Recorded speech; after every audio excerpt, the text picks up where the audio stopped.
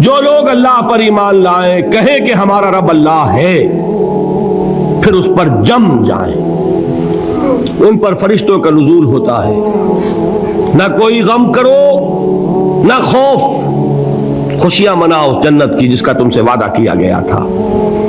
اللہ کی ربوبیت پر اطمینان جب انسان کو ہو جاتا، میرا رب اللہ ہے، ربی اللہ، انسان کے لیے نہ کوئی کھٹکا، نہ کوئی خطرہ، نہ کوئی خوف، نہ کوئی حزن۔ جو کچھ ہو رہا ہے کس کے اذن سے ہو رہا ہے؟ اللہ کے اذن سے۔ اللہ کے اذن کے بغیر پتا تک نہیں ہلتا۔ یہ کوئی اندھا بہرا مادہ نہیں ہے جس سے مجھے کوئی خوف ہو۔ اندھا بھینسا چلا آ رہا ہو اس سے تو ڈرنے کا ہر انسان کو ڈرنا چاہیے، نہ معلوم کس کو ٹکر مار دے، لیکن نہیں، اس کائنات کو چلانے والا ایک سمیع و بصیر خدا ہے۔ وہ جو میرا دوست ہے، میرا ولی ہے، اللہ ولی الذین آمنوا یخرجہم من الظلمات الی النور، اللہ اہل ایمان کا ولی ہے، ساتھی ہے، پشت پناہ ہے، مددگار ہے، حمایتی ہے۔ بتائیے جسے یقین ہو جائے کہ اللہ میرا مددگار، اللہ میرا محافظ، اللہ میرا پشت پناہ، اللہ میرا حمایتی، اس کے لیے کوئی خوف ہوگا؟ اس سے کوئی ڈر ہوگا؟ میں مثال دیا کرتا ہوں ایک بہت سادہ، پنجاب کے دیہات کی۔ تو بڑا چودھری ہے اور کوئی غریب کسان ہے، اس غریب کسان کے جانوروں کو ہر وقت اندیشہ ہوگا چوری کا، کوئی میری بھینس کھول کر نہ لے جائے، کوئی میرا بیل کھول کر نہ لے جائے۔ لیکن جس کے بارے میں یہ سب کو معلوم ہو کہ وہ جو بڑا چودھری ہے وہ اس کا دوست ہے، اس کی بچیا کو کوئی خوف ہوگا؟ اس کی بھینس پر کوئی ہاتھ ڈالے گا؟ اسے کوئی اندیشہ ہوگا؟ نہیں۔ کیوں؟ کہ وہ بڑا چودھری، بڑا اس کا یہاں کا سردار، جاگیردار، سب کو معلوم ہے وہ میرا دوست ہے، کوئی میرے خلاف اقدام نہیں کر سکتا۔ اس دنیا میں یہ چھوٹی سی بات اگر آپ کے دلی اطمینان اور سکون کا باعث بن سکتی ہے تو ذرا تصور کیجئے۔ میں لفظ تصور استعمال کروں گا صرف اس لیے کہ اس کا ہم جس کو کہتے ہیں ادراک اور شعور کر نہیں سکتے، اگر کے ساتھ کر سکتے۔ اگر یقین ہو کہ اللہ میرا مددگار اور یقین ہو کہ اللہ ہر آن میرے ساتھ ہے، پھر کوئی خوف؟ کس کا خوف؟ کوئی شے اللہ سے بالاتر ہے؟ کوئی قوت اس سے زیادہ طاقتور ہے؟ کوئی اس کے ارادے کو بدلنے والا ہے؟ کوئی اس کی مشیت کے آڑے آنے والا ہے؟ یہی بات ہے جو حضور نے فرمائی، یہ ایمان کا حاصل ہے لب لباب، کہ دیکھو اچھی طرح اس بات کو ذہن نشین کر لو، اگر تمام انسان مل کر تمہیں کوئی نقصان پہنچانا چاہے نہیں پہنچا سکتے، مگر جو کچھ اللہ نے لکھ دیا ہو، اور تمام انسان مل کر تمہیں کوئی نفع پہنچانا چاہیں نہیں پہنچا سکتے، مگر وہ شے جو اللہ نے طے کر دی ہو۔ آپ پھر میں کہوں گا ذرا طاری کیجئے، اسے فرض کیجئے، اسے سوچئے۔ اگر اس حدیث پر ہمارا دل ٹھکا ہوا ہو تو کسی سے ڈر ہوگا؟ یہ مجھے نقصان نہ پہنچا دے، یہ میری رپورٹ خراب نہ کر دے، یہ میری انکریمنٹ نہ رکوا دے، یہ میرا یہ نہ بگاڑ دے، یہ میرا یہ نقصان نہ پہنچا دے۔ اس کا ڈر، اس کا ڈر، اس کا خوف، اس کی خوشامد، اس کے لیے جا کر طرح طرح سے اپنی عزت نفس کو ذلیل کروانا اس کے سامنے، یہ سب کچھ کیوں کرتا ہے انسان؟ جب سمجھتا ہے کہ اس کے ہاتھ میں میرا کوئی نفع ہے، اس کے ہاتھ میں میرے لیے کوئی ضرر ہے، یہ مجھے کوئی گزن پہنچا سکتا ہے، یہ مجھے کوئی نقصان پہنچا سکتا ہے، یہ میرا کوئی کام بنا سکتا ہے، یہ میری کوئی ضرورت پوری کر سکتا ہے، اسی کا نام شرک ہے۔ جہاں آپ نے یہ سمجھا کہ غیر اللہ کے اندر کوئی طاقت موجود ہے، وہی شرک ہے۔ بتوں سے تجھ کو امیدیں، خدا سے نومیدی، مجھے بتا تو صحیح اور کافری کیا ہے؟ شرک تو یہ ہے۔ جس پر بھی تمہیں یہ خیال ہے، کلمہ ہے یہ کلمہ سوم، لا حول ولا قوت الا باللہ، ذرا اس پر دل کو کبھی اگر آپ تصور کریں، پھر فرض کریں، دل ٹھک جائے، اس پر کوئی طاقت نہیں۔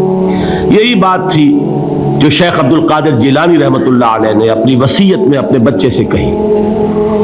11ویں دینے والے ہیں لیکن حضرت شیخ عبد القادر جیلانی کی وصیت اور تعلیمات کو کتنے لوگ جانتے ہو؟ یہ جن مقامات تک پہنچے ہیں وہ کس چیز کی بدولت پہنچے؟ انہوں نے جو پیغام دیا وہ کیا تھا؟ اے میرے بچے، جس طریقے سے قرآن مجید میں حضرت لقمان کی نصیحتیں جو ہے نقل کر دی گئی ہیں، میں یہ عرض کروں گا بالفرض اگر قرآن حضرت عبد القادر جیلانی کے بعد نازل ہوا ہوتا تو شیخ عبد القادر کی یہ نصیحتیں بھی قرآن میں درج ہوتی. اتنی اونچی نصیحتیں ہیں. اے میرے بچے، اس حقیقت کو ذہن نشین کر لے، لا فاعل فی الحقیقت ولا مؤثر الا اللہ. اس کائنات میں نہ کوئی فاعل حقیقی ہے نہ مؤثر حقیقی ہے سوائے اللہ کے. کسی شے میں کوئی تاثیر نہیں اگر اللہ نہ چاہے. آگ جلا نہیں سکتی اگر اللہ نہ چاہے. پانی ڈبو نہیں سکتا اگر اللہ نہ چاہے. زہر ہلاک نہیں کر سکتا اگر اللہ نہ چاہے. کوئی چیز فائدہ نہیں پہنچا سکتی اگر اللہ نہ چاہے. تو در در پہ کیوں سر جھکاتے ہو؟ در در پر کیوں جبیں سائی کرتے ہو؟ سب کے سامنے کیوں ہاتھ پھیلاتے ہو؟ ایک اللہ سے مانگو، ایک اللہ کے سامنے زمین پر اپنی جبین رکھو. لا فاعل فی الحقیقت ولا مؤثر الا اللہ. نظر آتا ہے ہمیں کہ پانی پیاس بجھا دیتا ہے. پیاس بجھانے کی صلاحیت پانی میں نہیں ہے، اللہ کے اذن سے. کھانا بھوک مٹا دیتا ہے. بھوک مٹانے کی صلاحیت کھانے میں نہیں ہے، اذن رب میں. دیکھیے یہی یقین تھا. حضرت موسیٰ علیہ السلام کا واقعہ یاد کیجئے. سامنے سمندر آ گیا ہے، قوم دیکھتی ہے پیچھے کہ گرد و غبار کا طوفان ہے. معلوم ہوا کہ فرعون اپنے لشکر سمیت آ گیا ہے. لشکر جب چلتا تھا تیز رفتاری کے ساتھ تو گرد و غبار کا جو طوفان اٹھتا تھا اس کا تصور کیجیے. اور لمحہ بلمحہ وہ قریب آ رہا ہے. پوری قوم نے کیا کہا؟ اے موسیٰ انا لمدرکون، اے موسیٰ ہم کو پکڑے گئے. قرآن مجید نے تو یہاں وہ باتیں نہیں لکھی ہیں، لیکن تورات میں یہ درج ہے کہ بنی اسرائیل جھگڑنے لگے، دست و گریبان ہو گئے موسیٰ کے ساتھ. موسیٰ ہمیں یہاں مروایا لا کر، اس سے تو ہم ہی بہتر تھے. وہاں کھانے کو ملتا تھا، زندگی تو تھی، بیگار ہم کر رہے تھے، موت تو نہیں تھی. اب جو کچھ ہوگا اس کا تصور کرو، جس طریقے سے ہمارے ٹکڑے اڑائے جائیں گے. تو لڑ رہے ہیں حضرت موسیٰ علیہ السلام سے. یہ تورات کی تفصیل ہے. قرآن میں صرف اتنا آیا ہے، پریشان ہو کر انہوں نے کہا انا لمدرکون، موسیٰ ہم تو پکڑے گئے. اس وقت موسیٰ کا جواب کیا ہے؟ کلا ان معی ربی سیہدین. نہیں، میرے ساتھ میرا رب ہے، وہ راستہ دے گا. بتائیے کہاں راستہ نظر آ رہا ہے؟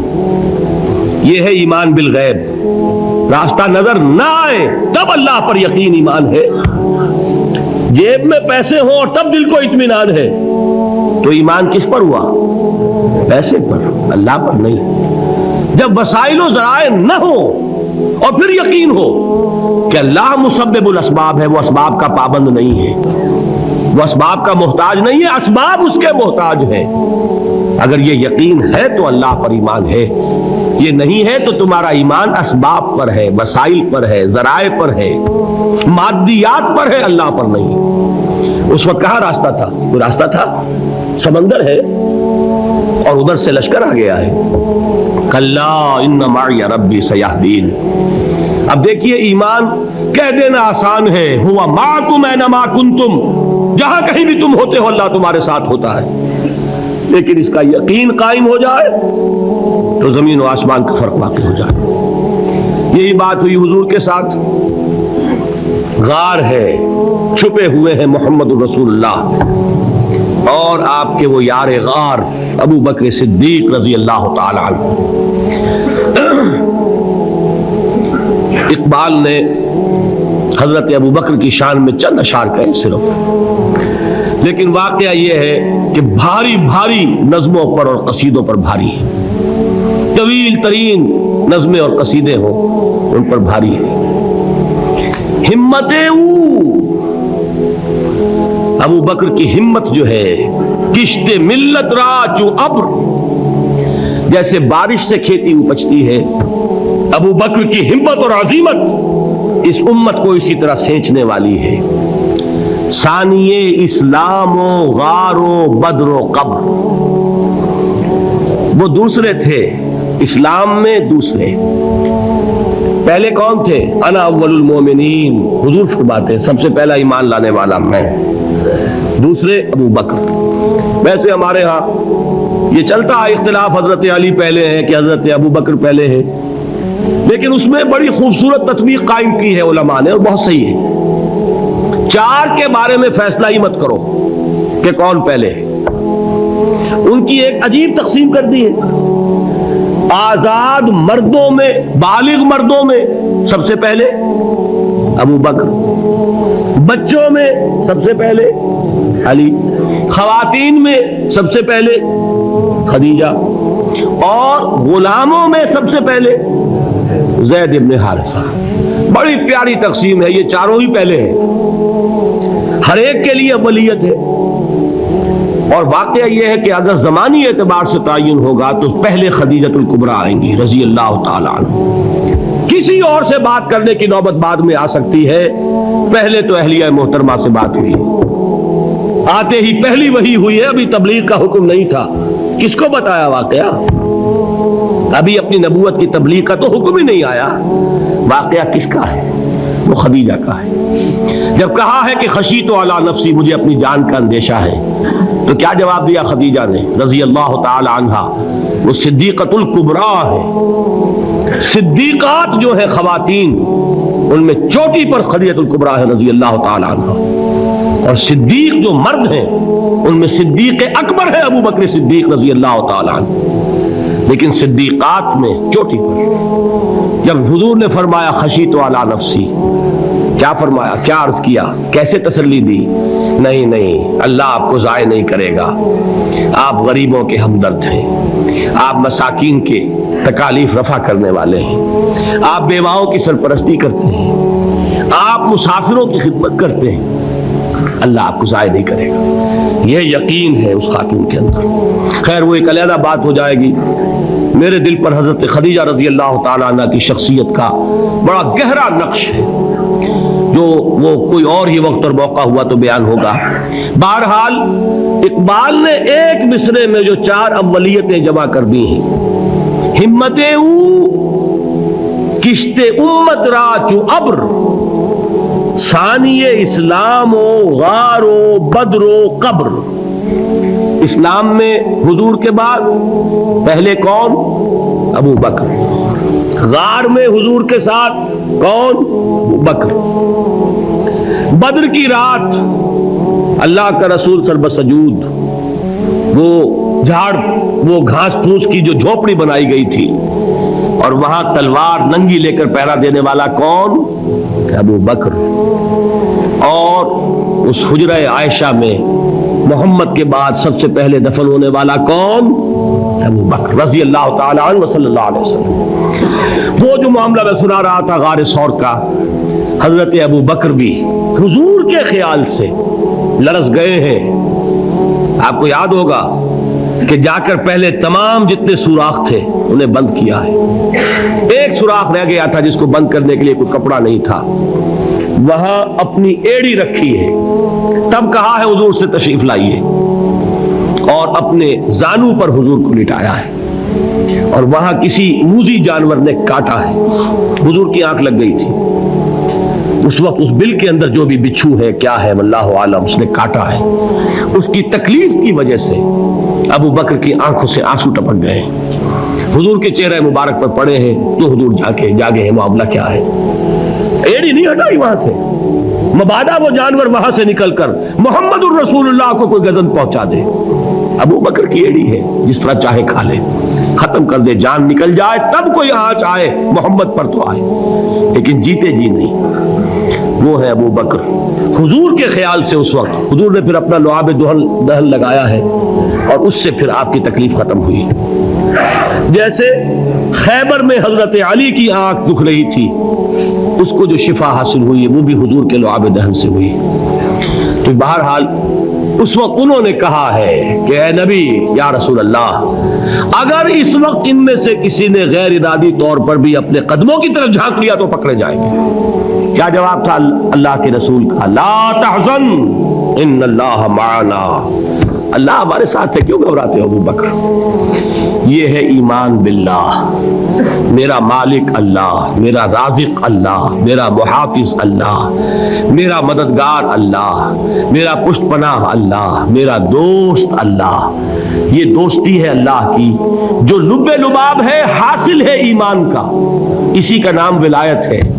اولیاء اللہ کے سروں پر سینگ نہیں ہوتے، جس کے دل میں ایمان راسخ ہو چکا ہو وہی اللہ کا ولی ہے، جسے اللہ پر یقین ہو چکا ہے وہی اللہ کا ولی ہے، جسے یقین ہے اللہ میرے ساتھ ہے، میرا مددگار، میرا پشت پناہ، میرا ساتھی، میرا دوست، میرا محبوب، میرا محب۔ اللہ اہل ایمان سے محبت کرتا ہے۔ واللہ یحب الصادقین، ان اللہ یحب الذین یقاتلون فی سبیلہ صفا کانہم بنیان مرصوص۔ اللہ محبت کرنے والا، اہل ایمان محبوب، اور اہل ایمان محبت کرنے والے اللہ محبوب۔ والذین آمنوا اشد حبا للہ۔ آپ تصور کیجئے جسے یہ رشتہ ایمان یا رشتہ ولایت حاصل ہو جائے، الا ان اولیاء اللہ لا خوف علیہم ولا هم یحزنون، آگاہ ہو جاؤ، اللہ کے دوستوں کے لیے نہ کوئی خوف ہے نہ کوئی حزن ہے۔